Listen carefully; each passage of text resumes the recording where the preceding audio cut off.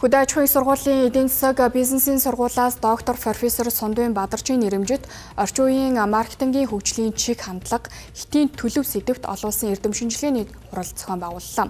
Тус хурал нь маркетингийн өнөөгийн хөгжил, ирээдүйн чиг хандлага, тулгамдж байгаа асуудал, шийдлийг хэлцхийн зэрэгцээ эрдэмтэн судлаачдын хамтын ажиллагааг өргөжүүлэх зорилготой болсноороо онцлогтой байлаа.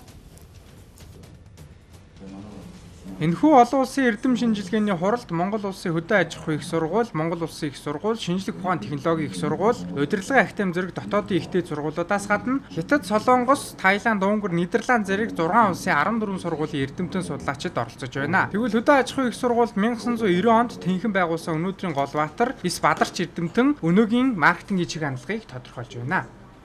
Ерөөсөл анхны маркетинг хичээлийг сургуульд зааж эхэлсэн. Энээс хойш анх зөвхөн маркетингийн үндэс гэдэг хичээл орж ирсэн бол одоо манайх чинь 10 гаруй төрлийн хичээл орж мэрэгжлийн 4 чиглэлээр мэрэгжилтэн бэлдэж байгаа ийм том танхим болтол өргөжжээ.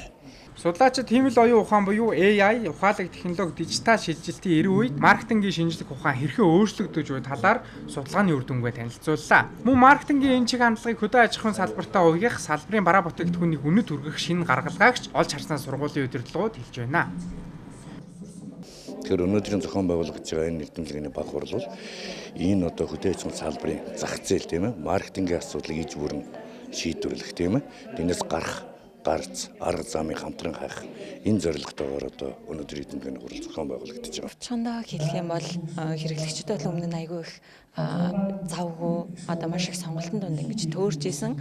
Одоо болохоор тэрхүү завгүй амьдралын хэм маягийг нь технологи болон AI нэлээд орлож ирж хүмүүс одоо нэг талаасаа жоохон тухайн завгүй амьдралынхаа нэг хэсгийг ч гэсэн одоо нөгөө технологиор орлуулад ирж байгаа учраас өөртөө цаг гаргах, гэр бүлдээ цаг гаргах, ажил амьдралаа илүү тэнцвэржүүлэх хэм маяг руу нэлээд шилжсэн. За өгөөрэй ч гэсэн дамжуулаад илүү одоо утга учиртай сонголтууд руу нэлээд дасан зохицож ирж байгаа хараг. Эрдэм шинжилгээний хурлыг GMR маркетинг судалгааны байгууллага ивент тэтгэн хамтран ажиллаж байгаа бөгөөд олон улсын хамтын ажиллагаа судалгааны шинэ чиглэлүүдийг хөгжүүлэхэд чухал түлхэц болно гэж үзнэ хэлсэн юм а.